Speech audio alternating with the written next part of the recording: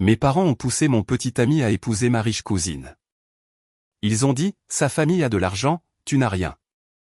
Brisé, j'ai quitté la ville pour recommencer à zéro. 3 ans plus tard, lors d'un gala de luxe que j'organisais, ils ont pâli en voyant l'homme à mes côtés. Je m'appelle Ranley Casano et j'ai 34 ans.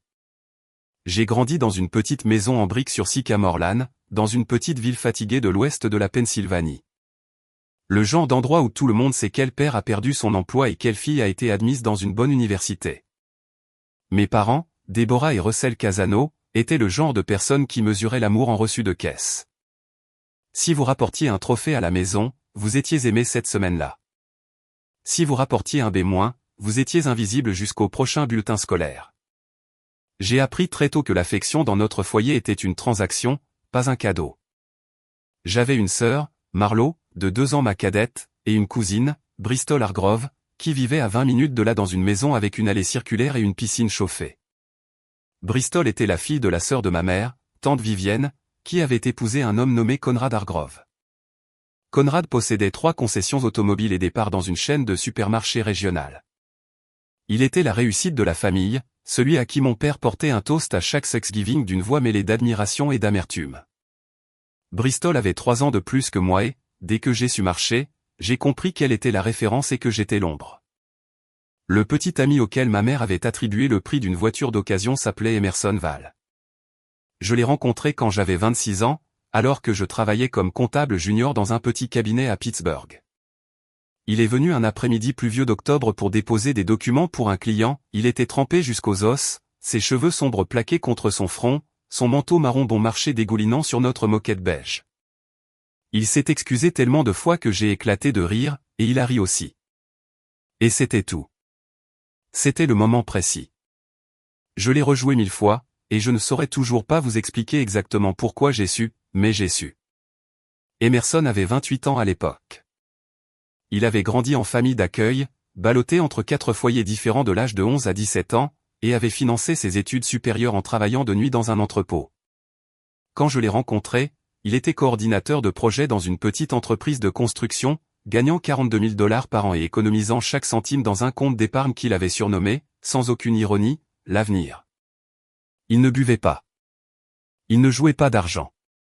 Il lisait des romans de gare pendant ses pauses déjeuner et m'appelait tous les soirs à 21h15 précise, comme une horloge, juste pour me demander comment s'était passée ma journée. Je l'ai présenté à la maison pour la première fois un dimanche de mars, 6 mois après le début de notre relation. Ma mère a ouvert la porte, l'a dévisagé de haut en bas et a dit d'une voix assez froide pour faire tourner le lait, « Ah, c'est donc de lui que tu parles sans arrêt. » Elle ne l'a pas invité à entrer. Elle est retournée dans la cuisine et l'a laissé sur le porche, un bouquet de tulipes jaunes de supermarché à la main. Mon père lui a serré la main, lui a demandé ce qu'il faisait dans la vie, et quand Emerson lui a répondu, mon père a dit, « Ah, un travail manuel », sur le ton d'un médecin diagnostiquant une maladie bénigne. Ce dîner a été les 2 heures les plus longues de ma vie jusqu'alors.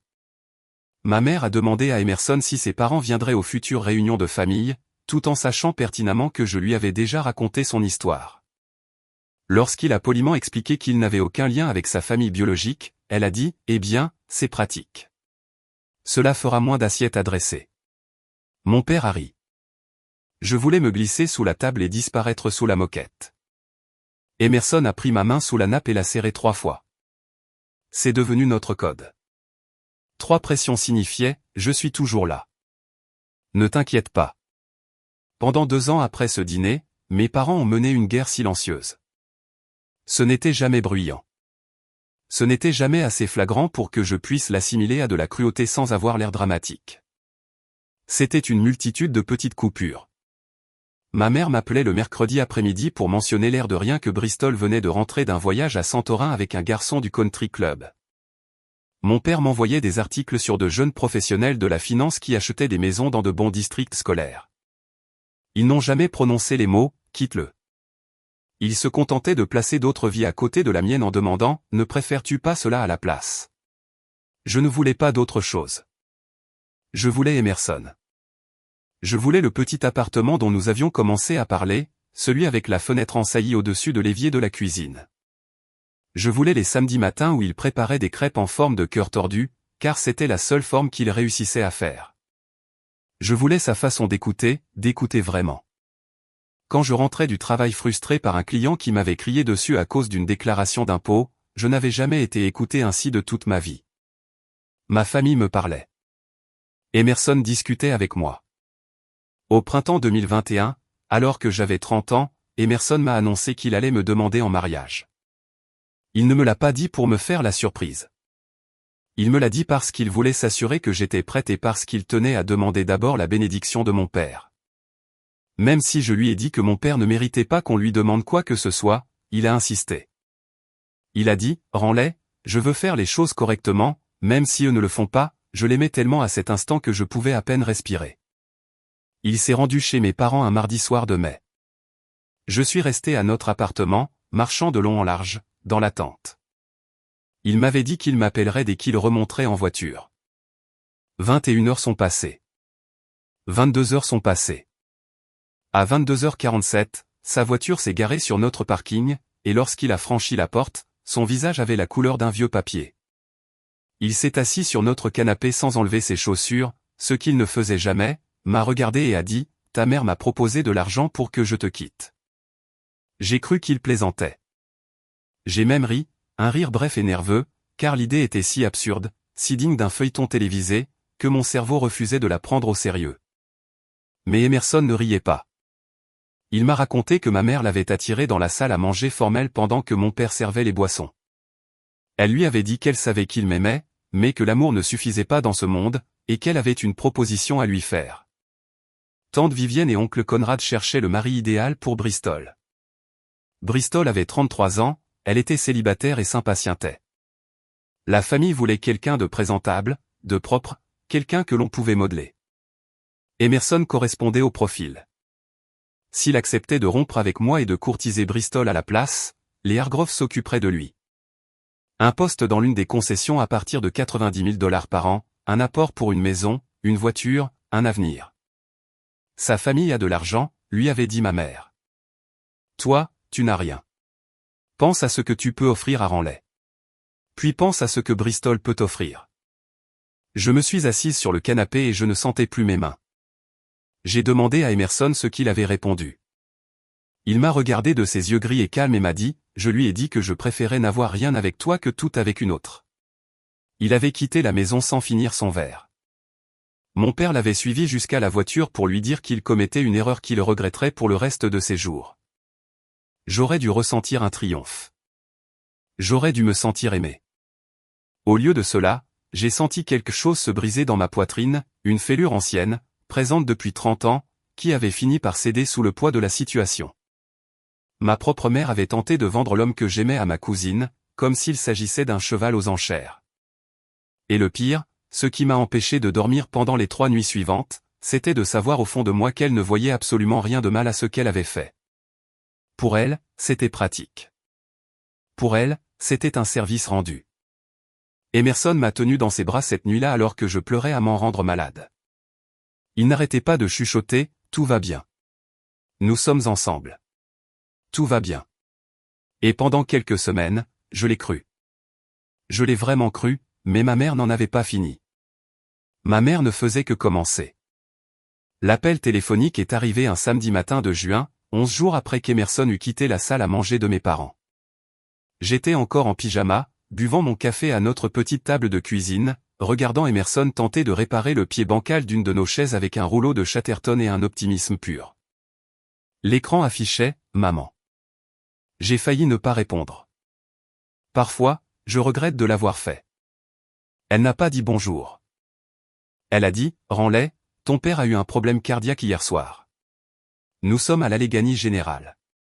Viens s'il te plaît. » Puis elle a raccroché. Je suis resté là, le téléphone à la main, le café refroidissant, tandis qu'Emerson me regardait depuis le sol avec son demi-sourire habituel, et j'ai senti le sol se dérober. Nous étions en voiture dans les 15 minutes. À l'hôpital, mon père était assis dans son lit et mangeait de la gelée verte. Il n'avait pas eu de crise cardiaque. Il n'avait rien eu qui ressemble de près ou de loin à un incident cardiaque. Il avait eu ce que le médecin, une femme fatiguée d'une 50aine d'années, décrivait comme une crise d'oppression thoracique liée au stress, probablement une crise de panique, entièrement résolue, constante normale, sortie prévue pour l'après-midi. Ma mère n'avait rien mentionné de tout cela au téléphone.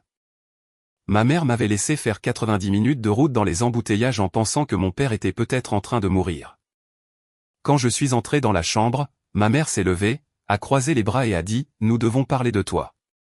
Pas de « Comment vas-tu, ma chérie ? Merci d'être venu. Juste « We need to talk about you ». Emerson, sentant ce que je ne pouvais pas encore voir, a dit qu'il attendrait dans le couloir. Mon père a posé son gobelet de gelée et a croisé les mains comme un homme s'apprêtant à prononcer un sermon. S'en est suivi un sermon de 40 minutes que je n'oublierai jamais de ma vie. Ma mère m'a dit que la douleur thoracique de mon père était de ma faute.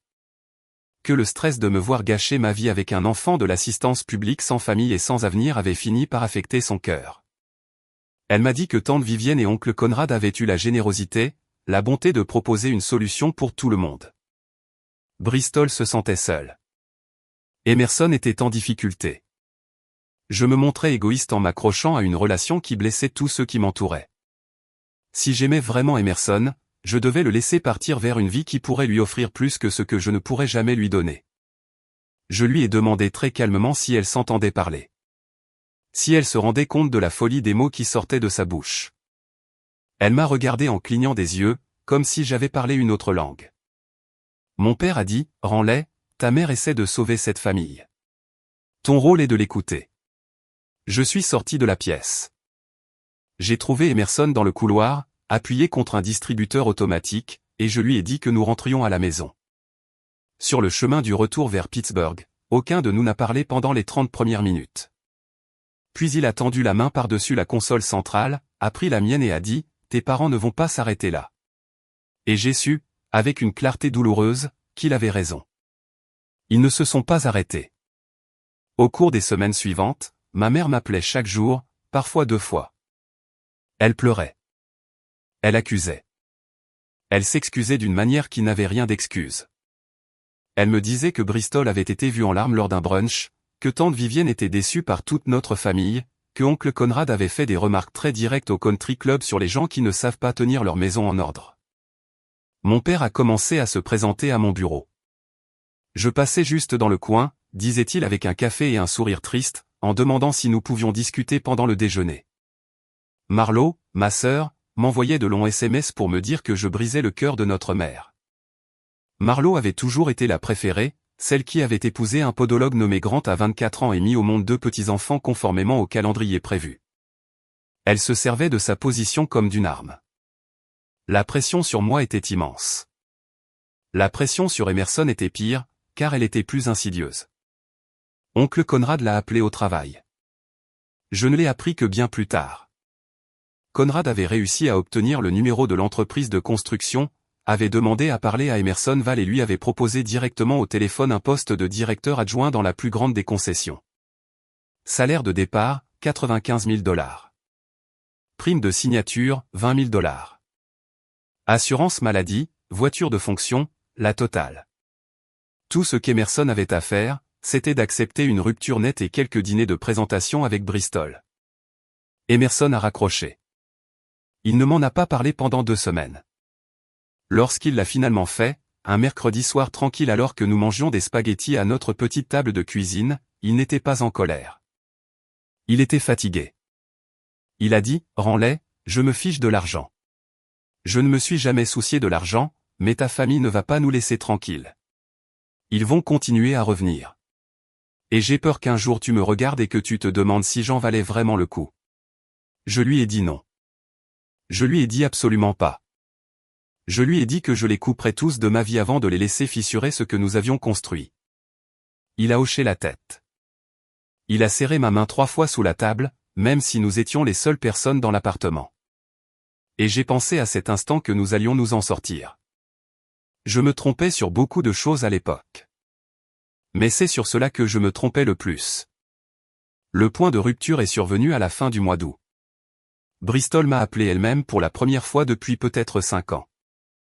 Elle m'a invité à déjeuner dans un restaurant de Shadyside, un endroit avec des nappes blanches et des portions minuscules. Elle a dit qu'elle voulait clarifier les choses. J'y suis allé. Dieu me pardonne, j'y suis allé parce qu'une partie de moi croyait encore que la famille signifiait quelque chose. Je croyais encore que si je m'asseyais avec elle, de femme à femme, nous pourrions mettre fin à tout cela. Bristol portait un chemisier en soie de couleur crème, des boucles d'oreilles en perles et un sourire que je lui connaissais depuis l'enfance.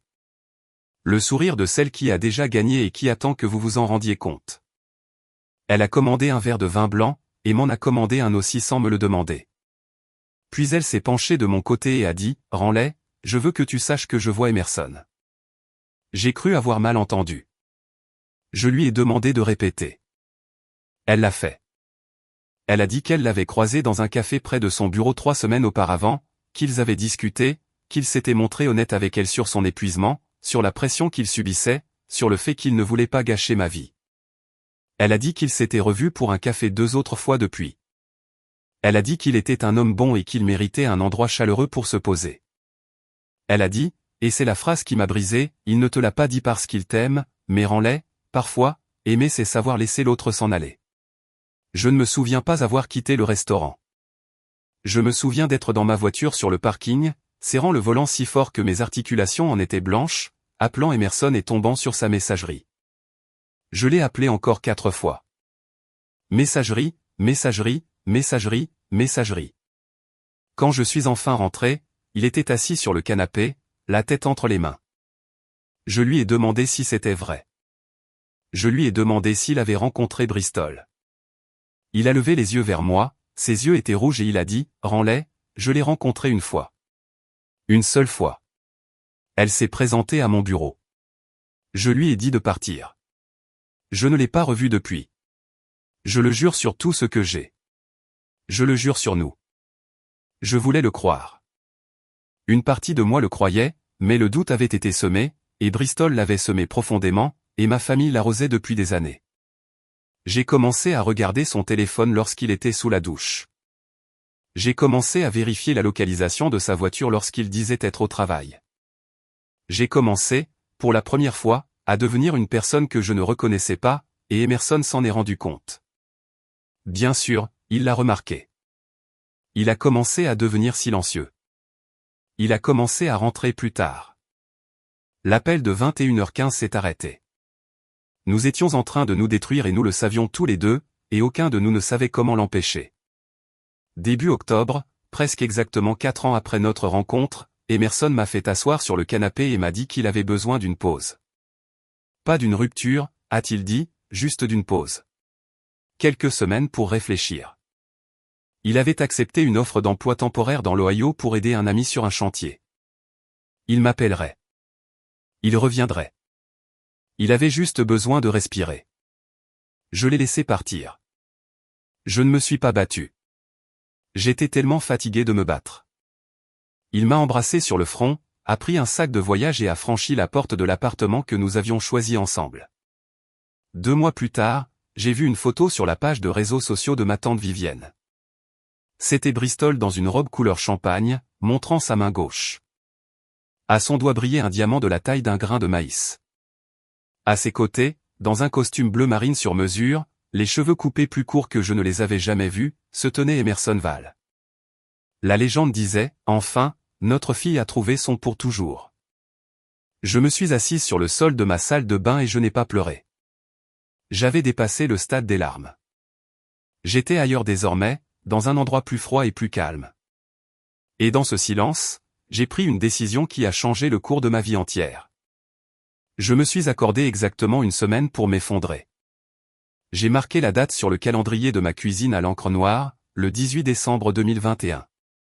Et je me suis dit que le 25 décembre, le matin de Noël, je me lèverais et je recommencerais à zéro. Pendant 7 jours, je ne me suis pas douché. Je n'ai pas répondu au téléphone. J'ai mangé des céréales sèches à même la boîte et j'ai regardé les 3 mêmes films en boucle. Je me suis laissé aller à ressentir absolument tout, le chagrin, l'humiliation, la colère noire envers ma mère, mon père, Bristol, tante Vivienne, oncle Conrad, Marlowe, tous autant qu'ils étaient. Et sous tout cela, le sentiment le plus douloureux de tous, l'incrédulité face au fait qu'Emerson, mon Emerson, est cédé. Le matin de Noël, je me suis levé à 6 heures. J'ai pris une douche de 40 minutes. J'ai jeté toutes les boîtes de céréales et tous les emballages de plats à emporter de mon appartement. Je me suis préparé un œuf. Je me suis assise à ma table de cuisine et j'ai écrit sur un bloc de papier jaune une seule phrase en haut de la page, « Qu'est-ce que je veux vraiment ?» Je suis resté face à cette question pendant 3 heures. Lorsque je me suis levé, j'avais noirci 4 pages. Et la réponse, lorsque je l'ai résumée, n'était pas celle à laquelle je m'attendais. Je ne voulais pas de vengeance. Pas vraiment, du moins pas de manière théâtrale. Je voulais de la distance. Je voulais de la dignité. Je voulais bâtir quelque chose de si totalement mien que personne dans ma famille ne puisse plus jamais mesurer ma vie à son aune et me trouver insuffisante. Le lendemain matin, le 26 décembre 2021, j'ai donné mon préavis de 2 semaines au cabinet comptable où je travaillais depuis 6 ans. Mon patron, un homme bon nommé Théodore Kessler, m'a demandé si j'allais bien. Je lui ai dit que j'allais m'en sortir. Il m'a serré dans ses bras et m'a dit qu'il rédigerait une lettre de recommandation élogieuse pour l'endroit de mon choix. J'ai pleuré dans son bureau pendant environ 90 secondes, la première fois que je pleurais de la journée. Puis je suis retourné à mon bureau et j'ai commencé à chercher des appartements dans des villes où je n'étais jamais allé. J'ai choisi Charleston, en Caroline du Sud. Non pas parce que j'y avais des attaches, non pas parce que j'y connaissais la moindre personne. Je l'ai choisi parce que lorsque je fermais les yeux et pensais à l'endroit où je voulais être, je pensais à l'air doux, aux chênes verts et à l'eau accessible à pied.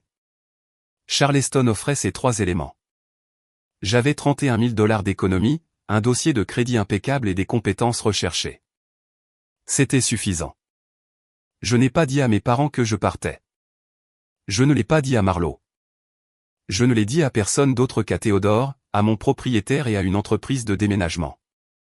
Le 14 janvier 2022, j'ai chargé mes derniers cartons dans un petit camion de location et j'ai roulé pendant 11 heures vers le sud. J'ai pleuré pendant les 90 premières minutes. Puis j'ai arrêté.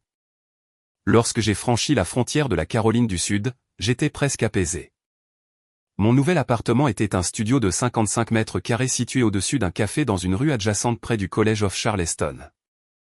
Il me coûtait 1 300 $ par mio, ce qui était plus cher que tout ce que j'avais payé à Pittsburgh, mais il avait de vieux parquets et une unique grande fenêtre orientée vers l'est. Et lors de ma première matinée sur place, je me suis assise sur le sol nu avec une tasse de mauvais café et j'ai regardé le soleil se lever sur les toits. Et pour la première fois depuis près d'1 an, j'ai senti mes épaules se détendre. J'ai eu 2 offres d'emploi en l'espace de 3 semaines. J'ai choisi celle qui payait le moins. C'était dans un petit cabinet appelé Bellwether Tax Advisor, dirigé par une femme de 62 ans nommée Philippa Donne, qui avait bâti son entreprise à partir de rien après un divorce dans la quarantaine. Philippa m'a fait passer un entretien de 2 heures. À la fin, elle a posé son stylo et a dit, « Ranley, je vais être honnête avec toi. Je n'ai pas besoin d'une autre comptable. J'ai besoin d'une future associée. Si tu viens travailler pour moi, que tu travailles dur et que tu fais tes preuves, dans 5 ans, une opportunité s'offrira à toi. » J'ai accepté le poste l'après-midi même. J'ai travaillé plus dur au cours des 18 mois suivants que je n'avais jamais travaillé de toute ma vie. J'arrivais au bureau à 6h30 du matin. Je partais à 19h. J'étudiais pour mon examen d'expert comptable agréé chaque week-end dans une petite bibliothèque sur Calhoun Street. J'ai réussi les 4 sections avant la fin de l'année 2022. Philippa m'a accordé une augmentation de 15 000 $ et un bureau privé avec fenêtre. J'ai envoyé une carte de vœux à ma mère cette année-là avec un cachet de la poste de Charleston et sans adresse de retour. C'était le seul message que j'ai envoyé. Elle ne connaissait pas mon numéro de téléphone. Elle ne connaissait pas ma rue. Elle ne savait rien. Elle a essayé, bien sûr. Marlo m'a retrouvé sur un site de réseau professionnel environ 6 mois après mon arrivée et m'a envoyé une avalanche de messages, « Ranley, s'il te plaît, appelle maman. Elle est dévastée. Ranley, papa n'est plus le même. Ranley, tu es en train de briser cette famille. » Je les ai lus. Je n'ai pas répondu. J'ai bloqué son compte. Puis j'ai bloqué ma mère, puis mon père, puis tante Vivienne, qui a tenté de m'ajouter en ami à partir de 3 faux profils différents. J'ai construit un mur brique par brique, et je ne m'en suis pas excusé. La première véritable amie que je me suis faite à Charleston était une femme nommée Cordelia Finch. Elle possédait le café situé sous mon appartement. Elle avait 41 ans, elle était divorcée, mère d'un adolescent nommé Jasper, et elle avait le rire le plus fort que j'ai jamais entendu. Elle a commencé à me laisser un roulé à la cannelle sur le comptoir chaque matin, gratuitement, parce qu'elle disait que j'en avais l'air d'avoir besoin. Au bout d'un mois environ, j'ai commencé à descendre plutôt simplement pour m'asseoir au comptoir et discuter avec elle. Cordelia ne savait presque rien de mon passé, et elle n'insistait pas. Elle me parlait simplement de sa propre vie, de son ex-mari, de son fils, des matchs de baseball, de son rêve d'ouvrir un second établissement. Et peu à peu, par bribes, j'ai commencé à lui raconter la mienne. Pas tout. Pas encore, mais suffisamment. C'est Cordelia qui m'a présenté à l'homme qui allait changer ma vie.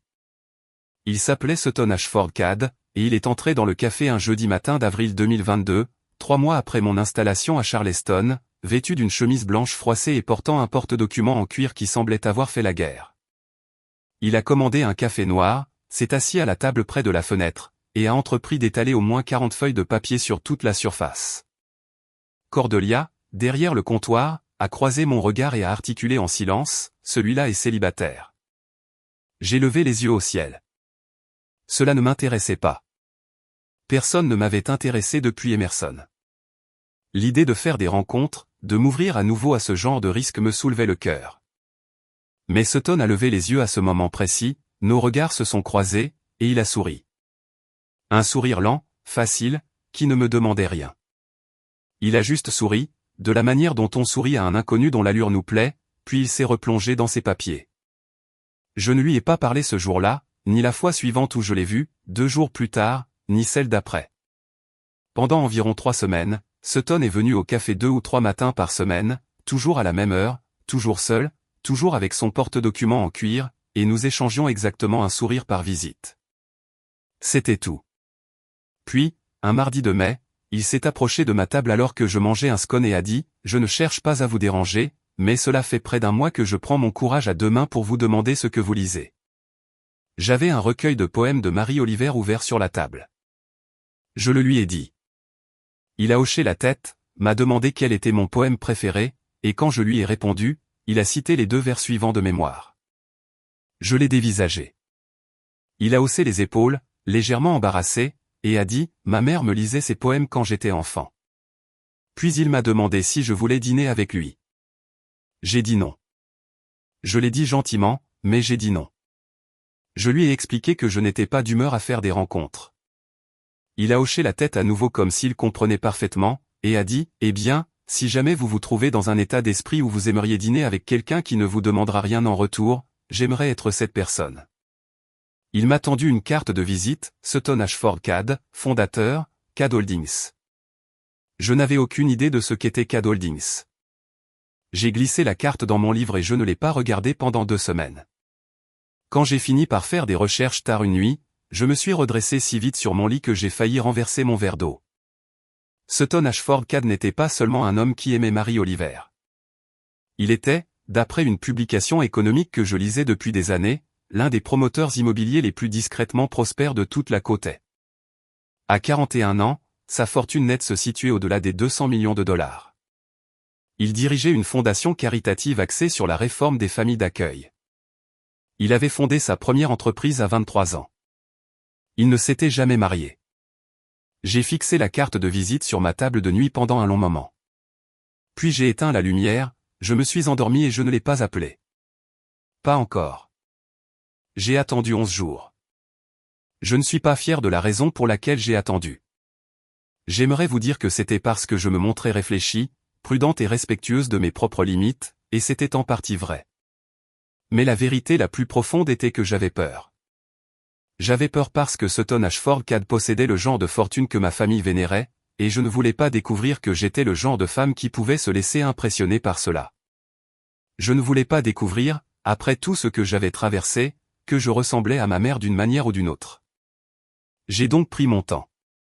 Je suis allé travailler. J'ai aidé Philippa à boucler 3 audits. J'ai dîné 2 fois avec Cordelia et son fils. J'ai couru 4 matins d'affilée le long de la batterie en regardant l'eau virer au rose au lever du soleil. Et le 12e matin, j'ai décroché le téléphone et j'ai composé le numéro inscrit sur la carte de visite. Il a répondu à la 2e sonnerie. J'ai dit, c'est Ranley, la femme du café. Il y a eu un silence, puis il a ri d'un rire doux et chaleureux et a dit, Ranley, j'espérais que tu appellerais, mais j'avais décidé de ne pas retenir mon souffle. Nous avons convenu de dîner ensemble ce samedi-là. Il a suggéré un petit restaurant italien près du marché. Pas un endroit chic, un endroit tranquille. J'ai apprécié cela. J'ai porté une robe bleu marine que je possédais depuis 4 ans et une paire de boucles d'oreilles que Cordelia m'avait prêtées, et j'ai fait les 8 pâtés de maison à pied jusqu'au restaurant parce que je ne voulais pas monter dans une voiture et me perdre dans mes pensées. Ce dîner a duré 4 heures. Je ne me souviens pas de ce que j'ai commandé. Je me souviens que Sutton m'a demandé ce que je faisais dans la vie. Et quand je le lui ai dit, il a posé de vraies questions complémentaires sur le droit fiscal, pas de celles que les hommes posent par politesse pour se donner l'air intéressé. Il m'a interrogé sur Philippa. Il m'a demandé avec quel genre de client je préférais travailler. Il m'a demandé ce que je changerais dans ce secteur si j'en avais le pouvoir. Au moment où le serveur a apporté l'addition, je lui avais confié plus de détails sur ma vie professionnelle que je n'en avais confié à quiconque depuis des années. Je ne lui avais rien dit de ma vie personnelle.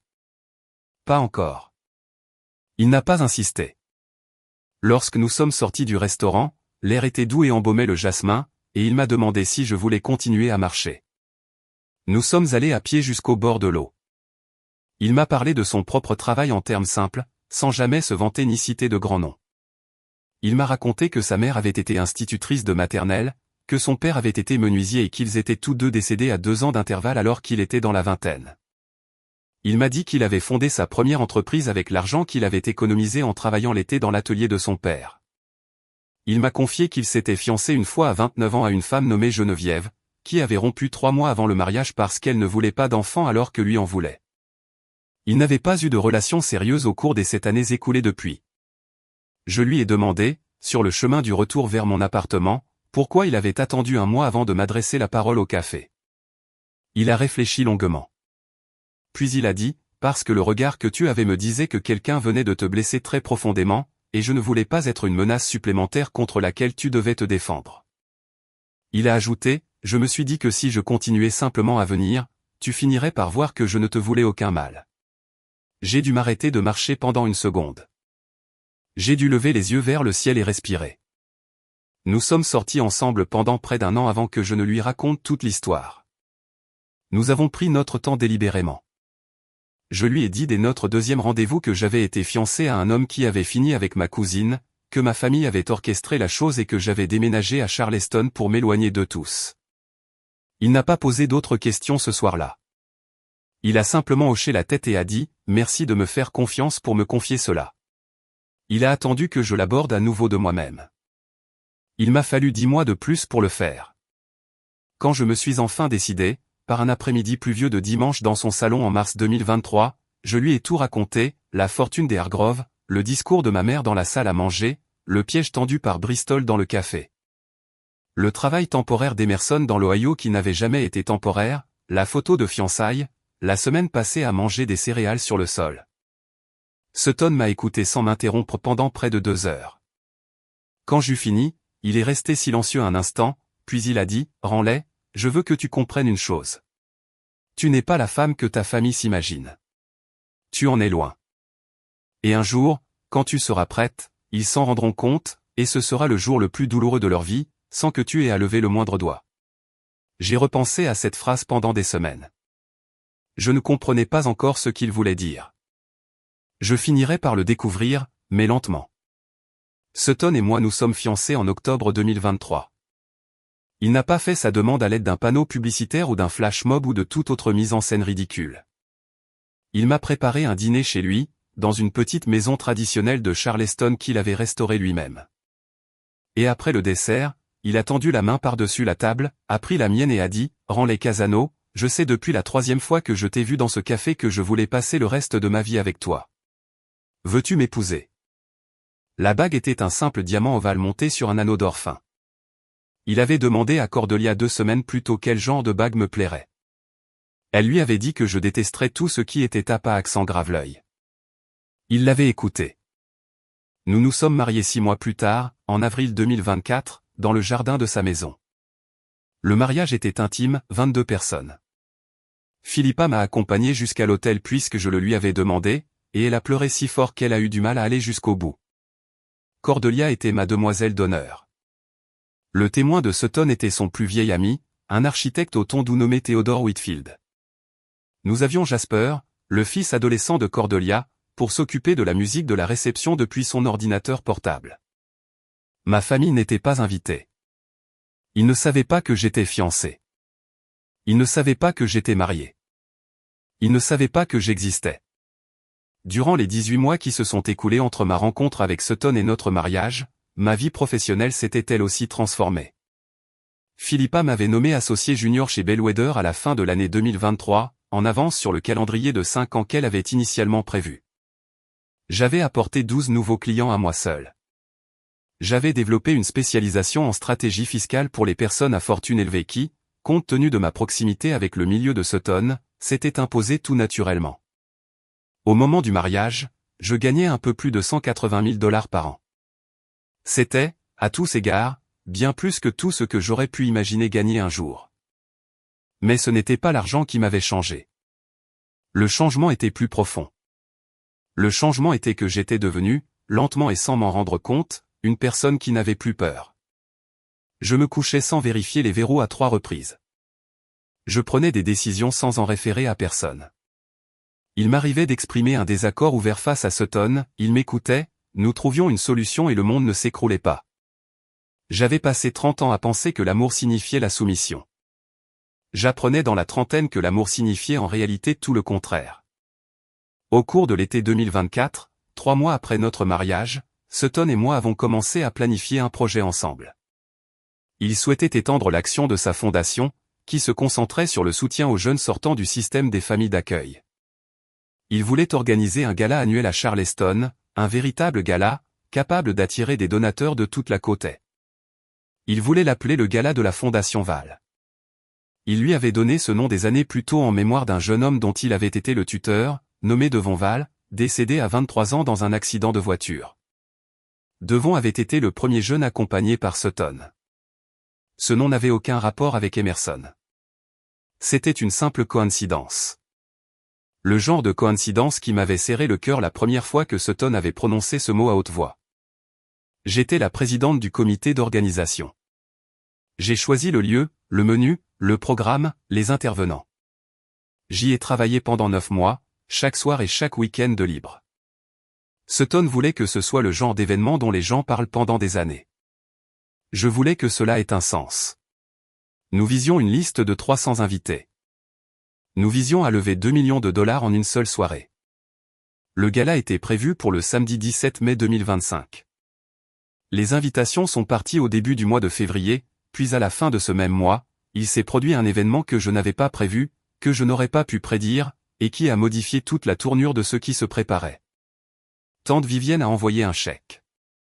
Le chèque est arrivé par la poste au bureau de la Fondation, dans le centre-ville de Charleston. Il s'agissait d'un montant de 50 000 $ tiré sur un compte de la fiducie de la famille Hargrove, et il était joint à une petite enveloppe blanche adressée au président du gala, sans mention de nom. À l'intérieur de l'enveloppe se trouvait une carte. La carte disait « Veuillez accepter ce don comme notre façon de soutenir votre merveilleux travail, et nous serions honorés d'assister au gala s'il reste des places disponibles. » Elle était signée, avec de chaleureuses salutations, Vivienne et Conrad Hargrove et leur famille. J'étais assise au bureau de la Fondation un mardi après-midi. L'une des directrices du développement, une jeune femme vive nommée Adaline Ortiz, l'a apportée sur mon bureau. Adaline ne connaissait rien de mon histoire. Personne à la Fondation ne la connaissait, à l'exception de Sutton. Elle a posé le chèque devant moi en souriant et a dit « Rends-les, regarde ça. Nous avons reçu un don de 50 000 $ d'une famille de Pennsylvanie. Tu les connais ?» Je pris la carte. Mes mains étaient fermes. J'étais surprise de voir à quel point elles l'étaient. J'ai lu les noms. Je les ai relus. J'ai posé la carte. J'ai dit à Adaline que je m'en chargerais personnellement et je lui ai demandé de me laisser le chèque. Elle s'est exécutée et est retournée à son bureau, je suis restée assise à ma table de travail pendant un long moment, fixant le chèque, et j'ai commencé à rire. Ce n'était pas un rire joyeux. C'était le rire d'une personne qui vient de voir l'univers s'organiser d'une manière si parfaite qu'elle n'aurait pas pu être planifiée. J'ai compris à cet instant ce qui s'était passé. En 2025, la Fondation était devenue une entité reconnue dans le milieu philanthropique de la côte est. Quiconque s'intéressait à ce milieu savait que le gala avait lieu. Et quiconque s'intéressait à ce milieu savait que CAD Holdings l'organisait. Ma famille, qui avait passé ma vie entière à tenter de s'introduire dans des salons exactement semblables à celui-ci, avait vu l'annonce quelque part, avait reconnu le nom de CAD et avait décidé que 50 000 $ représentaient un prix raisonnable pour obtenir le droit d'y assister. Ils n'avaient aucune idée que j'étais impliqué. Aucune. Pour eux, j'étais toujours une pauvre comptable quelque part dans le sud, ignorant les appels de ma mère. Je suis resté assise à mon bureau et j'ai réfléchi pendant un long moment. Je pouvais renvoyer le chèque. Je pouvais discrètement rayer leur nom de toute considération. Je pouvais me protéger. C'était le choix de la sécurité. Et c'était le choix qu'une version plus jeune de moi-même aurait fait. Mais je n'étais plus cette version de moi-même. J'avais passé 3 ans à bâtir une vie qui m'appartenait. Et cette vie m'avait appris une chose que ma famille n'avait jamais voulu que j'apprenne, que j'avais le droit d'exister. J'avais le droit d'être vu. J'avais le droit de pénétrer dans une pièce que j'avais bâtie de mes propres mains et de laisser les personnes qui avaient tenté de me rejeter constater exactement ce qu'elles avaient rejeté. J'ai appelé Sutton. Je lui ai parlé du chèque. Je lui ai parlé de la carte. Je lui ai dit ce que je pensais. Il est resté silencieux à l'autre bout du fil pendant quelques secondes. Puis il a dit, « Ranley, la décision te revient entièrement. Quoi que tu décides, je te soutiens. » Je lui ai demandé ce qu'il ferait à ma place. Il a répondu, « Je les laisserai venir. » Il a ajouté, « Je ne dirai pas un seul mot sur ton identité jusqu'au moment précis où ils franchiront la porte de la salle, et là, je les laisserai voir. » Je suis resté face à cette décision pendant 2 jours. Le 3e jour, j'ai demandé à Adaline d'envoyer une lettre de remerciement officielle sur le papier à en-tête de la fondation, remerciant la famille Hargrove pour leur généreux don. Confirmant que 4 places à la table 47 leur étaient réservées et précisant que la présidente du gala avait personnellement hâte de les saluer au cours de la soirée. J'ai signé la lettre de ma propre main, de mon nom complet, Ranley Casano CAD. Je savais en signant que l'une des 2 situations suivantes se produirait, soit il verrait le nom, le reconnaîtrait et ne viendrait pas, soit il verrait le nom, ne ferait pas le lien parce qu'il n'avait jamais pris la peine de s'intéresser réellement à ma vie. Et entrerait dans la salle de bal le 17 mai 2025 sans avoir la moindre idée de ce qui les attendait. C'est la seconde option qui se produisit. La lettre d'accusé de réception est partie le 27 février. J'ai attendu. À la mi-mars, aucune autre communication n'était arrivée.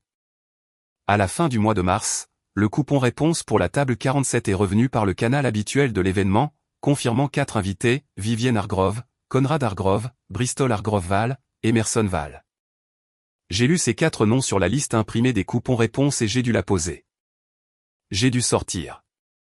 J'ai marché 3 pâtés de maison jusqu'au bord de l'eau, je me suis assise sur un banc, j'ai fixé l'horizon et je me suis laissé aller à ressentir tout ce que je m'étais interdit de ressentir depuis plus d'1 an. Emerson Val, marié à Bristol, venant à mon gala. Pénétrant dans une salle que j'avais conçue, au bras de la cousine qui avait été utilisée comme une arme contre moi, grâce à de l'argent qui avait servi à me briser le cœur. Je n'ai pas pleuré. J'ai attendu des larmes qui ne sont pas venues. Je suis restée assise là pendant près d'1 heure, et ce que j'ai ressenti à la place du chagrin était quelque chose de plus sain. C'était quelque chose qui s'apparentait à de l'anticipation. Pas de la vengeance à proprement parler. Je ne voulais pas leur faire du mal. Je voulais simplement qu'ils voient. Je voulais qu'ils me voient debout au milieu de la vie que j'avais bâtie sans eux, aux côtés de l'homme que j'avais choisi librement, accomplissant le travail qui me tenait à cœur. Et je voulais qu'ils comprennent enfin que tout ce qu'ils m'avaient dit sur ma valeur n'était qu'un mensonge. L'autre chose que j'ai ressentie sur ce banc était une sorte de tristesse tranquille pour Emerson. Pas de l'amour, pas du regret, juste de la tristesse. Je me demandais ce qu'il était devenu au cours des 3 dernières années. Je me demandais s'il était heureux. Je me demandais s'il était devenu l'homme que ma famille avait voulu façonner ou si une partie de lui avait résisté. Je ne le savais pas. Je ne le saurais pas avant le 17 mai. Et j'ai décidé, assis sur ce banc, que je ne le contacterai pas d'ici là. Pas par un intermédiaire, pas par qui que ce soit. Quoi qu'il dût se passer, cela se passerait dans la salle. Je suis retourné au bureau. J'ai dit à Adaline que la table 47 était confirmée et que j'avais une demande personnelle, je souhaitais être celle qui accueillerait la famille Hargrove à leur arrivée à la table d'inscription. Adaline, qui ignorait toujours tout de l'histoire, a hoché la tête et a pris note. Je n'ai rien expliqué. J'en ai en revanche parlé à Cordelia. Je lui ai raconté toute l'histoire 2 soirs plus tard autour d'une bouteille de vin à sa table de cuisine. Cordelia a écouté la bouche grande ouverte pendant la majeure partie du récit. Quand j'en suis arrivé au coupon réponse, elle a posé son verre de vin et a dit « Rends les casanocades, c'est la mise en scène la plus poétique de l'univers que j'ai jamais entendue. » Elle a ajouté « Je veux une place au premier rang. » Elle avait déjà renvoyé son coupon d'acceptation en tant que l'une de mes invitées personnelles. Je lui ai dit qu'elle en aurait une. J'en ai également parlé à Philippa. Philippa avait 65 ans désormais et avait passé les 3 dernières années et demie à me voir devenir la personne que je n'avais pas eu le droit d'être chez moi. Elle a posé sa main sur la mienne sur son bureau et a dit « Ma chérie, tu n'as plus rien à prouver à ces gens. Tu le sais, n'est-ce pas ?» Je lui ai dit que je le savais. Je lui ai dit qu'il ne s'agissait pas de prouver quoi que ce soit. Il s'agissait de tourner la page. Elle a hoché la tête lentement et a dit « Promets-moi seulement que lorsque ce sera fini, tu tourneras la page définitivement. Promets-moi de ne pas les laisser revenir dans ta vie. » Je lui ai promis, et j'étais sincère. Pendant les 7 semaines qui ont séparé l'envoi du coupon réponse et le gala, je me suis plongé dans le travail. Le plan de table était un casse-tête de susceptibilité et de relations entre donateurs, et je l'ai résolu. Les lots de la vente aux enchères sont arrivés, allant d'un séjour d'une semaine sur une île privée des Caraïbes à une première édition signée d'un roman d'un auteur que j'adorais. Les discours ont été rédigés et corrigés. Sutton ouvrait la soirée. Une jeune femme nommée Renata Pell, qui avait quitté le système des familles d'accueil à 18 ans et terminé à présent son internat de médecine à l'université d'Emory, prononçait le discours principal. Je clôturais la soirée. J'ai écrit mes remarques de clôture à 4 reprises. La première version était empreinte de colère, je l'ai jetée. La deuxième était triste, je l'ai jetée. La troisième était trop moralisatrice, je l'ai jetée. La 4e version, celle que j'ai finalement gardée, était tout autre chose. C'était une lettre d'amour. Non pas à Sutton, non pas à la fondation, mais à la version de moi-même qui avait mangé des céréales sur le sol d'un appartement de Pittsburgh 3 ans et demi plus tôt et avait décidé, un matin de Noël, de recommencer à zéro. C'était le discours que j'allais prononcer. Quelque part dans l'assistance, ma famille allait l'entendre. La nuit précédant le gala, je n'ai pas pu dormir. J'étais allongé à côté de Sutton à 2 heures du matin, les yeux fixés sur le plafond, et j'ai murmuré, « Et si je n'y arrivais pas ?» Il s'est retourné. Il a pris ma main. Il l'a serrée 3 fois. Il n'avait aucun moyen de savoir que ces 3 pressions avaient jamais signifié quelque chose pour quiconque. Mais elles avaient un sens. Et à cet instant, dans notre lit à Charleston, j'ai compris enfin que ce que j'avais aimé chez Emerson n'était pas une erreur. C'était simplement incomplet. La vraie relation, la relation entière, était allongée à mes côtés, me serrant la main. J'ai fermé les yeux. Je me suis endormi. Le gala s'est tenu à l'hôtel à Kenridge, une propriété restaurée sur le port que l'entreprise de Sutton avait rénové 2 ans plus tôt. La salle de bal pouvait accueillir confortablement 320 personnes. À 17h30, le soir du 17 mai 2025, 308 de ces places étaient réservées. Les lustres avaient été polis. Le quatuor à cordes s'accordait. Le cocktail commençait sur la terrasse. J'étais à l'étage dans une suite privée, en train de mettre mes boucles d'oreilles. Ma robe était en soie vert émeraude, longue jusqu'au sol, avec des manches longues et une encolure sobre. Je l'avais choisie parce qu'elle me permettait de me sentir moi-même, et non pas déguisé. Mes cheveux étaient relevés en un chignon lâche. Mon maquillage était simple. Les seuls bijoux que je portais, outre les boucles d'oreilles, étaient mon alliance et le simple diamant ovale que Sutton m'avait offert 18 mois plus tôt. Sutton portait un smoking anthracite. Il se tenait derrière moi pendant que j'ajustais ma seconde boucle d'oreille et a dit « Rends-les, tout va bien se passer ce soir. » Je lui ai dit que je le savais, et c'était vrai. Je n'étais pas nerveuse, pas de la manière dont j'aurais pu l'imaginer. J'étais prête.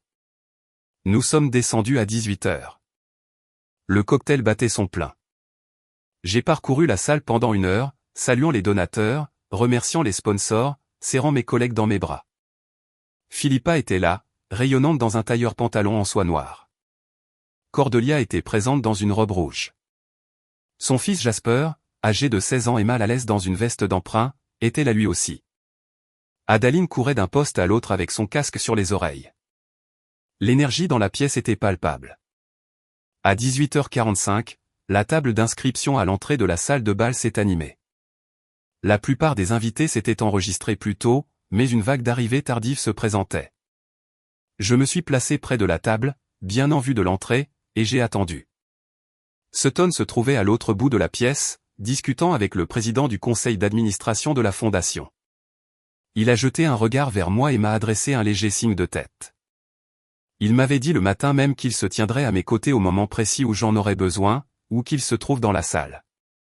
Je lui faisais entièrement confiance. À 18h52, ils sont entrés.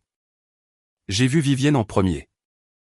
Elle portait une robe argentée brodée de perles qui avait dû coûter $6 000, et ses cheveux étaient coiffés en un brushing figé qui n'avait pas changé depuis 1998. Conrad la suivait dans un smoking trop serré à la taille. Bristol venait ensuite. Bristol avait vieilli en 3 ans et demi. Pas de manière excessive, juste assez pour qu'on le remarque. Elle portait une robe rose pâle, ses cheveux étaient plus longs que dans mon souvenir et son sourire, ce sourire caractéristique, était plus crispé qu'auparavant.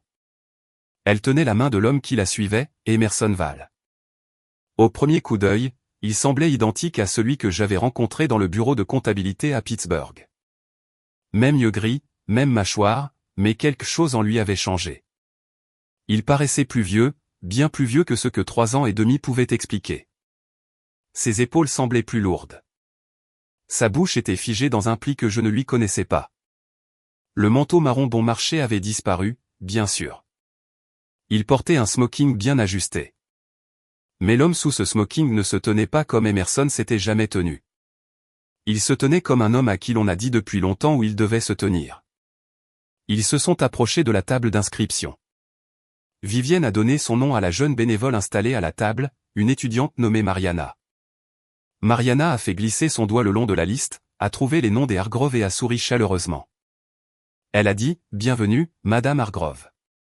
Vous êtes à la table 47, et notre présidente a demandé à vous saluer personnellement.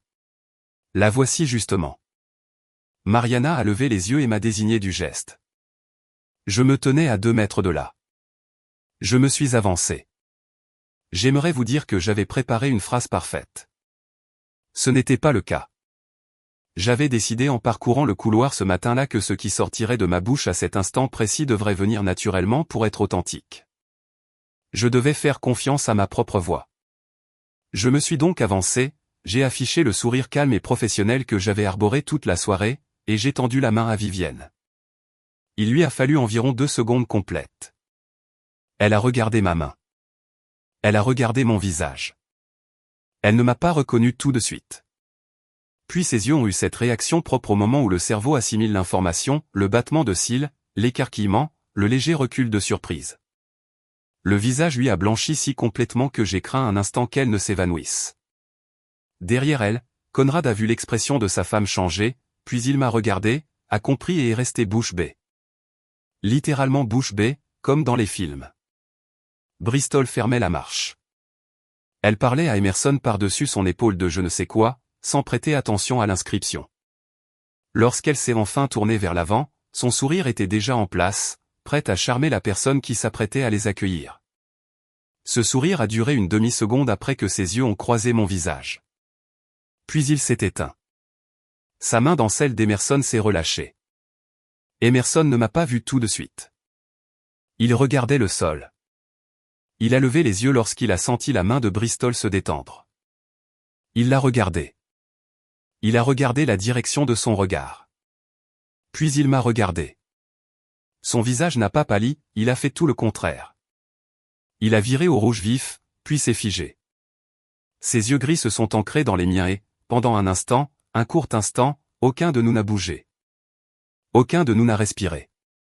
Je pouvais lire dans ce regard tout ce qui s'était passé entre nous, l'après-midi pluvieux d'octobre, les tulipes jaunes sur le porche, les 3 pressions sous la table du dîner, le sac de voyage sur le pas de notre porte, la photo de fiançailles sur les réseaux sociaux de tante Vivienne. Et puis, sous tout cela, ce que je n'avais pas prévu et à quoi je ne m'étais pas préparé, la reconnaissance. Non pas celle de surface, mais la reconnaissance profonde. Il me voyait. Il voyait la personne que j'étais devenue et, sur son visage, durant cette demi-seconde, j'ai lu un chagrin si immense et si absolu que j'ai failli tendre la main vers lui. Je ne l'ai pas fait. J'ai gardé ma main tendue vers Vivienne, qui ne l'avait pas encore prise. J'ai dit d'une voix qui ne tremblait pas, « Bienvenue au gala de la Fondation Val. Je suis Ranley Casano-Cade. Je suis la présidente de cet événement et l'épouse du fondateur. Je suis ravie que vous ayez pu vous joindre à nous ce soir. » Vivienne a essayé de parler. Elle a ouvert la bouche. Rien n'est sorti. Conrad s'est éclairci la gorge à 2 reprises et a fini par articuler d'une voix étranglée, « Ranley. Ma chérie, nous n'avions aucune idée. Je l'ai simplement regardé. J'ai dit, non, j'imagine que vous n'en aviez aucune idée. S'il vous plaît, votre table se trouve par là. Le programme commencera dans environ 40 minutes. J'espère que vous passerez une agréable soirée. J'ai désigné du geste les portes de la salle de bal.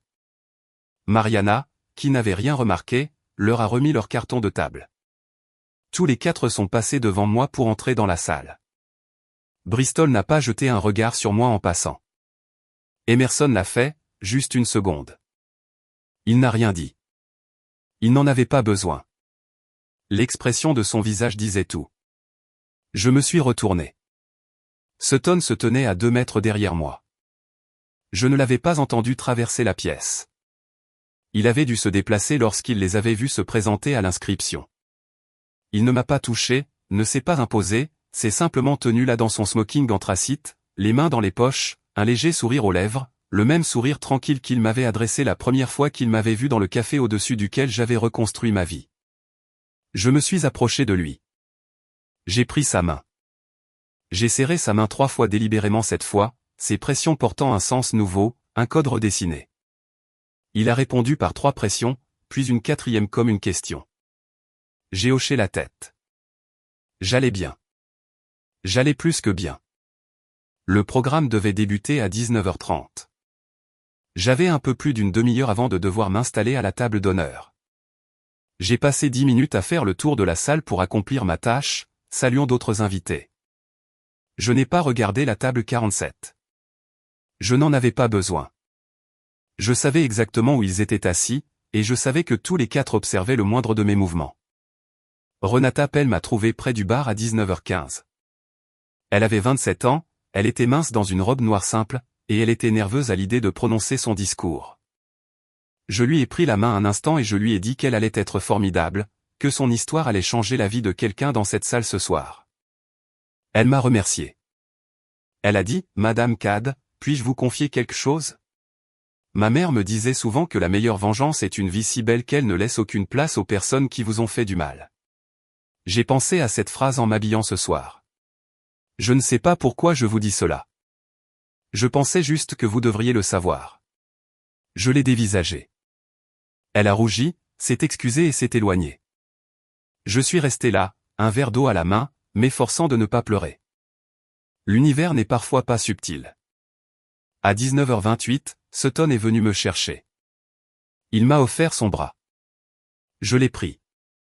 Nous nous sommes dirigés ensemble vers la table d'honneur. En m'asseyant, j'ai enfin jeté un regard vers la table 47, juste une seconde. Tous les 4 me fixaient. Aucun d'eux ne mangeait. Sutton a ouvert la séance à 19h35. Il s'est tenu au pupitre devant 320 personnes et a parlé pendant 9 minutes de l'action de la Fondation, de Devonval, des jeunes qui sortent actuellement du système des familles d'accueil à travers le pays, de la raison pour laquelle ce travail comptait. C'était un orateur extraordinaire. Il n'élevait pas la voix. Il n'utilisait pas de diapositive. Il se contentait de dire la vérité simplement, de cette voix chaleureuse et posée qui m'avait interpellé dans un café 3 ans plus tôt. Lorsqu'il s'est rassis, la salle était plongée dans un silence absolu, de ce silence qui ne se produit que lorsque l'auditoire a cessé de faire semblant d'écouter pour se mettre à écouter réellement. Renata est intervenue ensuite. Son discours principal a duré 12 minutes. Elle a parlé de ce que c'était que d'avoir 17 ans dans un foyer d'accueil en sachant que son assistant social ne viendrait plus la voir après son anniversaire. Elle a parlé du tuteur auquel elle avait été associée par le biais de la fondation de Sutton, un médecin à la retraite d'Atlanta nommé Margaret Yu, qui avait payé son premier semestre d'université de sa propre poche sans jamais le lui dire. Jusqu'à ce que Renata ne découvre la transaction bancaire par hasard 2 ans plus tard. Elle a parlé des 17 jeunes de sa promotion d'internat qui provenaient de familles unies et d'elle-même qui n'en avaient pas, et de la façon dont elle avait cessé d'avoir honte de cette différence pour en être fière. Lorsqu'elle a terminé, la moitié de la salle de bal était en larmes. J'étais de ceux-là. Le dîner a été servi à 20h10. J'ai mangé tout au plus 4 bouchées de mon plat. Durant tout le repas, j'avais conscience des regards fixés sur moi depuis l'autre côté de la salle. Tante Vivienne, en particulier, ne détournait pas les yeux. Elle m'étudiait de la façon dont on étudie un problème que l'on tente de résoudre. J'imaginais lire dans ses pensées, comment cela s'est-il produit? Quand cela s'est-il produit? Pourquoi ne le savions-nous pas? Y a-t-il un moyen d'en tirer profit? La vente aux enchères a débuté à 21h. Adaline l'a menée d'une main de maître. Nous avons récolté en un peu plus de 35 minutes d'enchères compétitives un peu plus de 1 200 000 $. Le séjour sur l'île des Caraïbes est parti pour 95 000 $. La première édition signée pour 42 000 $. Un dîner avec un chef de renom pour 80 000 $. J'observais les totaux grimper, et je ressentais sous mes côtes un sentiment de fierté chaleureux qui n'avait rien à voir avec quiconque à la table 47. À 21h45, le programme est arrivé à ma partie. J'avais 10 minutes pour les remarques de clôture. Je les avais répétées 7 fois devant le miroir de ma salle de bain, 2 fois devant Sutton, 1 fois devant Cordelia. Je les connaissais par cœur. J'avais décidé ce matin-là que je les prononcerais à partir d'une seule fiche cartonnée comportant 3 mots, dire la vérité. Je me suis avancé vers le pupitre. Les lumières étaient chaleureuses. Je distinguais clairement les 3 ou 4 premières tables. Le reste de la salle était un flou doux. Je savais, sans pouvoir les voir, que la table 47 se trouvait à une vingtaine de mètres devant moi, légèrement sur la gauche. Je commençais. J'ai dit à l'assistance que 3 ans et demi plus tôt, j'étais une personne qui ne se croyait pas digne qu'on se batte pour elle. J'ai dit à l'assistance que j'avais grandi dans une famille où l'amour était une monnaie d'échange et que je n'avais pas les moyens de m'en offrir beaucoup. J'ai parlé d'un matin de Noël en 2021, sur le sol d'un petit appartement de Pittsburgh, où je m'étais posé une seule question sur un bloc jaune, qu'est-ce que je veux vraiment? J'ai raconté que la réponse m'avait mené 1800 km plus au sud et 3 ans plus tard, et qu'elle m'avait finalement donné un mari que je respectais, une profession que j'aimais.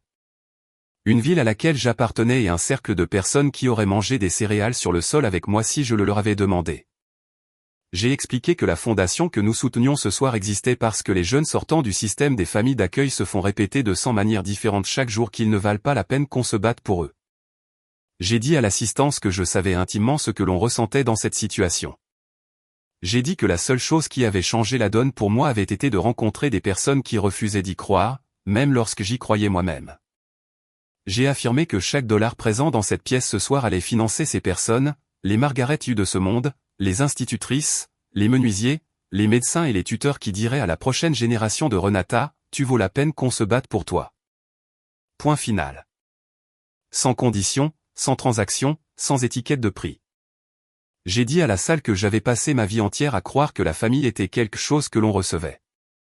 J'ai dit que j'avais appris au cours des 3 dernières années que la famille était quelque chose que l'on bâtissait. J'ai dit que les personnes assises à la table 17 de cette salle, mon mari, les femmes qui m'avaient accueilli quand je n'avais personne, la commerçante qui m'avait offert des roulés à la cannelle lors des pires matinées de ma vie. La patronne qui m'avait dit dès mon premier jour dans son cabinet qu'elle n'avait pas besoin d'une comptable mais d'une future associée, ces personnes étaient ma famille. Non pas parce qu'elles partageaient mon sang, mais parce qu'elles m'avaient choisi et que je les avais choisis. J'ai dit, la chose la plus douloureuse et la plus libératrice que j'ai jamais apprise, c'est que vous avez le droit de vous éloigner des personnes qui ne vous aiment pas bien. Même si elles partagent votre nom de famille, même si elles vous ont élevé, même si elles vous regardent en cet instant précis, vous en avez le droit. Vous en avez le droit. Je n'ai pas regardé la table 47. Je n'en avais pas besoin. J'ai conclu en remerciant la salle, en remerciant Sutton, en remerciant Philippa et Cordelia par leur nom, en remerciant Renata pour son courage. J'ai invité toutes les personnes présentes à envisager d'accompagner un jeune l'année prochaine. J'ai indiqué que la fondation disposait d'une table d'inscription dans le hall. Je les ai remerciés à nouveau et je suis descendu du pupitre. Les applaudissements ont duré, m'a-t-on dit plus tard, près de 2 minutes. Je ne m'en souviens pas. Je me souviens d'être retourné à ma place à côté de Sutton dans une sorte de silence ouaté, de le voir se lever pour reculer ma chaise, et je me souviens de l'unique larme qui coulait le long de sa joue, la seule fois où je l'ai vu pleurer. Le programme s'est officiellement terminé à 22h15. La musique a commencé. Les gens se sont levés. La salle a commencé à se vider vers le bar, la piste de danse et les sorties. Je suis resté assise à la table d'honneur pendant encore quelques minutes, respirant, sentant la main de Sutton dans mon dos. Je savais, même les yeux fermés, que quelqu'un allait venir vers moi. Je ne savais simplement pas qui. Ce fut Emerson. Il est venu seul.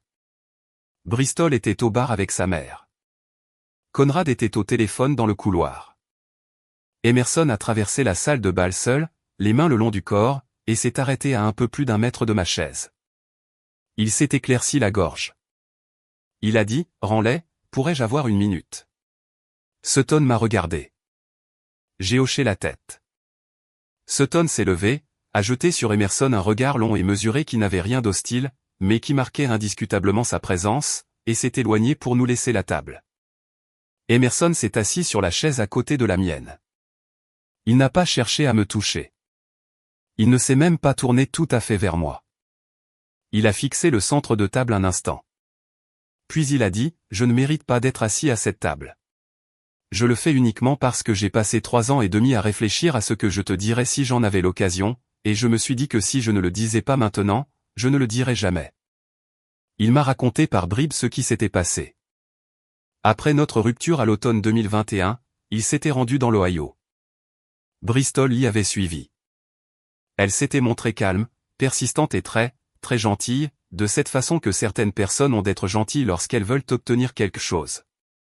Elle lui avait répété que j'étais plus heureuse sans lui, que ma famille ne m'accepterait de nouveau que s'il sortait de ma vie, qu'il se montrait noble en s'effaçant. Il ne l'avait pas cru au départ, mais elle s'était montrée implacable, et il était brisé, et le poste à la concession s'était concrétisé, et sa mère avait été une enfant de l'assistance publique, et une partie de lui, la pire partie, s'était toujours demandé si j'aurais été plus heureuse avec quelqu'un qui venait de quelque part. Il m'a dit qu'il avait épousé Bristol en mars 2022. Il m'a confié qu'au bout de 6 mois, il avait su que c'était une erreur. Il m'a dit que Bristol s'était révélée être exactement la femme que ma mère avait voulu façonner, c'est-à-dire une femme qui mesurait tout. Il m'a raconté que Bristol surveillait son téléphone, qu'elle se connectait à sa messagerie professionnelle, qu'elle avait exigé l'ouverture d'un compte joint qu'elle seule contrôlait, qu'elle l'avait forcé à signer un accord post-nuptial au bout d'1 an. Lui attribuant l'intégralité de la maison et la majeure partie des économies s'il venait à la quitter. Il m'a confié qu'il avait tenté la première année d'être le mari qu'elle souhaitait. Il avait cessé d'essayer. Il m'a dit qu'il ne lui avait pas été fidèle en pensée au cours de l'année écoulée, même s'il l'avait été dans ses actes. Il m'a dit qu'il pensait à moi presque chaque jour. Il m'a dit qu'il avait cherché mon nom 1 fois par mois pendant 3 ans sans jamais rien trouver. Il m'a raconté qu'il avait pleuré dans sa voiture dans un parking souterrain lorsqu'il avait vu mon nom sur le programme du gala 3 semaines plus tôt. Je l'ai laissé parler. Je ne l'ai pas interrompu. Lorsqu'il a eu fini, il m'a regardé et a dit, « Ranley, je ne veux rien de toi. Je ne te demande rien. J'avais seulement besoin que tu saches que je savais. J'ai su dès que j'ai franchi la porte de cette salle ce soir que j'avais rejeté la seule chose réelle de ma vie. Et je vis avec cela depuis 3 ans et demi, et je vivrai avec cela pour le restant de mes jours. Je suis tellement désolé. Je suis tellement désolé. » Je l'ai regardé pendant un long moment. J'ai cherché sur son visage l'homme que j'avais aimé dans notre petit appartement. Il était là, quelque part, mais il était aussi devenu quelqu'un d'autre désormais. C'était un homme qui avait fait un choix, qui porterait ce choix pour le reste de sa vie et qu'il ne m'appartenait pas de consoler. J'ai dit, « Emerson. Merci de me l'avoir dit. » J'ai ajouté, « Je t'ai pardonné il y a longtemps. Pas pour toi, pour moi. » Ses yeux se sont remplis de larmes. Il a hoché la tête. Il s'est levé. Il s'est éloigné. Il ne s'est pas retourné. Environ 15 minutes après le départ d'Emerson, la seconde visite s'est produite.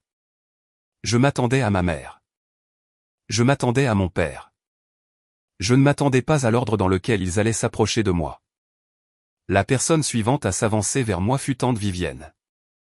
Et elle ne venait pas seule, elle était accompagnée de Bristol. Elles ont traversé la salle de bal ensemble, telle une unité militaire disciplinée. Bristol portait sa robe rose pâle comme une armure. Tante Vivienne arborait son sourire de la façon dont elle l'avait toujours porté, c'est-à-dire comme une arme. Sutton se tenait à 3 mètres de là, discutant avec Theodore Whitfield, mais son regard était fixé sur moi. Il ne s'est pas approché. Nous avions convenu le matin même dans la suite à l'étage qu'il n'interviendrait pas à moins d'un signal de ma part. Je ne fis aucun signal. Vivienne s'est installée sur la chaise qu'Emerson venait de quitter. Elle a félicité Ranley pour la réussite de la soirée. Vivienne a affirmé que Conrad et elle s'étaient inquiétés pour Ranley. Elle a évoqué les 3 enfants de Marlowe et la santé de la mère de Ranley. Ranley a demandé à Vivienne de l'écouter. Ranley a déclaré que le chèque envoyé par la famille de Vivienne serait encaissé. Elle a exigé que la famille de Vivienne ne cherche plus jamais à la contacter, elle, son mari ou sa fondation. Elle a brandi la menace de poursuite judiciaire s'il s'avisait de la contacter. Vivienne a répliqué qu'ils étaient de la même famille. Ranley a rétorqué qu'ils avaient cessé d'être sa famille dès lors qu'un prix avait été fixé pour l'homme qu'elle aimait. Bristol a rejeté la responsabilité sur Ranley pour ses propres choix. Ranley a fait remarquer à Bristol qu'elle venait de passer 3 ans mariée à un homme amoureux d'une autre. Vivienne a menacé en disant que la mère de Ranley en serait dévastée. Ranley a répliqué que sa mère pouvait être dévastée par ses propres choix. Sutton est revenu et a posé sa main sur la nuque de Ranley. Ils sont rentrés chez eux. Le lendemain matin, Ranley a écouté un message vocal de sa mère. La mère de Ranley présentait ses excuses. Ranley a supprimé le message et ne l'a pas rappelé. L'histoire du gala s'est propagée. Ranley a donné une conférence sur le thème de la construction d'une famille de cœur. Sa vie est restée paisible aux côtés de Sutton. Elle a créé une bourse d'études et une maison de transition pour les jeunes sortant du système des familles d'accueil. Sutton et Ranley ont entamé les démarches pour devenir famille d'accueil. Plus tard, le père de Ranley a eu un accident vasculaire cérébral. Ranley a pris l'avion pour se rendre à l'hôpital. Elle a vu sa mère tenir la main de son père. Ranley est entrée et s'est assise calmement avec sa mère pendant 1 heure. Ce n'était pas un pardon, mais une visite. Le père de Ranley est décédé. Ranley lui a dit qu'elle lui pardonnait avant qu'il ne s'éteigne. Lors des funérailles, Sutton a soutenu Ranley. Bristol était seul, s'étant séparé d'Emerson. Ranley et Bristol ont échangé un signe de tête. Après les funérailles, Ranley a dit à sa mère qu'elle l'appellerait parfois, mais qu'elle ne s'occuperait pas d'elle. Sa mère a accepté. Dans les mois qui ont suivi, elles se sont appelées brièvement pour parler de petites choses. C'était une trêve tranquille. Ce n'était pas de l'amour, mais c'était plus que ce que Ranley pensait pouvoir donner. La maison de transition de la fondation s'est remplie. Aux 4 premiers résidents d'octobre se sont ajoutés en novembre et décembre d'autres jeunes inscrits sur une liste d'attente qui s'allongeait plus vite que nous ne pouvions la gérer. Sutton et moi avons agrandi la structure. Nous avons acheté une 2e maison, puis en janvier 2026, nous avons commencé les travaux pour une 3e. Nous avons embauché 2 employés supplémentaires. Nous avons lancé un partenariat avec le cabinet de Philippa pour proposer des services d'aide à la déclaration d'impôts gratuite aux jeunes sortant du système des familles d'accueil à travers la Caroline du Sud. Nous ne résolvions pas le problème du système dans sa globalité, nous faisions simplement ce qui se présentait à nous. En décembre 2025, Sutton et moi avons accueilli notre premier placement d'accueil. Elle s'appelait Amara. Elle avait 15 ans. Elle était dans le système depuis l'âge de 9 ans. Son assistante sociale, une femme fatiguée et bienveillante nommée Hattie, l'a conduite à notre porte un samedi après-midi, 2 semaines avant Noël, avec un simple sac à dos et un bac en plastique contenant tout ce qu'elle possédait. Elle ne nous a pas regardés en entrant. Elle n'a pas beaucoup parlé au dîner. Elle est montée dans sa chambre à 20h30 et a fermé la porte. Sutton et moi sommes restés assis à la table de la cuisine, nous tenant la main, et j'ai pleuré doucement dans ma serviette. Sutton m'a dit, tout va bien se passer pour nous, tout va bien se passer pour Amara, il nous suffit d'être présents au quotidien. Nous sommes restés présents. Amara aussi s'est investie. Le matin de Noël, elle a pris son petit déjeuner avec nous à la table de la cuisine et nous a demandé très doucement ce que nous faisions d'habitude pour Noël. Nous lui avons répondu que nous allions généralement à pied au café de Cordelia en pyjama pour prendre des roulés à la cannelle. Elle a réfléchi un long moment, puis a dit, ça a l'air bien. Nous sommes allés au café en pyjama. Cordelia, qui avait été prévenue à l'avance, a fait mine de ne pas savoir qui était Amara et lui a simplement tendu le plus gros roulé à la cannelle du plateau en lui demandant si elle aimait le glaçage au fromage frais. Et Amara, pour la première fois depuis son arrivée, a souri. Ce sourire est l'image que je garderai toujours en mémoire lorsque l'on me demande ce qu'est la réussite. Pas le gala, pas le discours, pas la conférence TEDx, le sourire d'une jeune fille de 15 ans en pyjama le matin de Noël, avec du glaçage au fromage frais sur le menton, dans le café où ma seconde vie avait commencé. Si l'on m'avait dit, dans la cuisine de ma mère en mai 2021, que la femme que je deviendrais 4 ans plus tard serait associée dans un cabinet prospère, l'épouse d'un homme qui m'aimait d'un amour constant, la présidente d'une fondation qui changerait la vie de dizaines de jeunes, et la figure maternelle d'une adolescente de 15 ans qui avait besoin d'un endroit où se poser, je ne l'aurais pas cru. Je n'aurais pas pu l'imaginer. On m'avait répété toute ma vie que ma valeur était déterminée par ce que les autres étaient prêts à payer pour m'avoir. Je l'avais cru. Je l'avais cru si profondément que le jour où ma mère a fixé un prix pour mon compagnon, j'ai failli la laisser faire parce que j'étais presque convaincu qu'elle pouvait avoir raison. Elle n'avait pas raison. Elle avait tellement tort, si complètement tort, que son erreur est devenue le plus beau cadeau qu'elle m'ait fait. Car en tentant de me vendre la version la moins chère de mon avenir, elle m'a forcé à me demander enfin à quoi ressemblait la version la plus précieuse. Et cette version la plus précieuse, s'est-elle révélée, ne se mesurait pas en dollars. Elle se mesurait en matinée. Elle se mesurait en roulé à la cannelle. Elle se mesurait en m'insérée 3 fois sous les tables. Elle se mesurait dans le fait d'être choisie librement par des personnes qui n'avaient rien à gagner à me choisir. Je veux que vous sachiez, qui que vous soyez en train d'écouter ceci, que vous avez le droit de partir. Vous avez le droit de vous éloigner des personnes qui ne vous aiment pas bien. Vous avez le droit de vous éloigner des personnes qui partagent votre nom de famille. Vous avez le droit de vous éloigner de ceux qui vous ont élevé. Vous avez le droit de vous éloigner de ceux qui vous considèrent comme un actif, un problème, un projet ou un moyen d'obtenir un chèque. Vous en avez le droit. Vous n'avez pas besoin d'attendre qu'un événement catastrophique se produise. Vous n'avez pas besoin d'attendre d'être acculé au pied du mur. Vous n'avez pas besoin d'attendre que tout le monde s'accorde à dire que votre départ est justifié. Vous avez le droit de partir parce que vous, la personne en vous, la petite voix calme à l'intérieur, vous répète depuis longtemps que vous méritez mieux que cela. Écoutez cette voix. Elle dit la vérité. Et de l'autre côté de ce départ, il y a une vie. Je ne peux pas vous promettre qu'elle ressemblera à la mienne.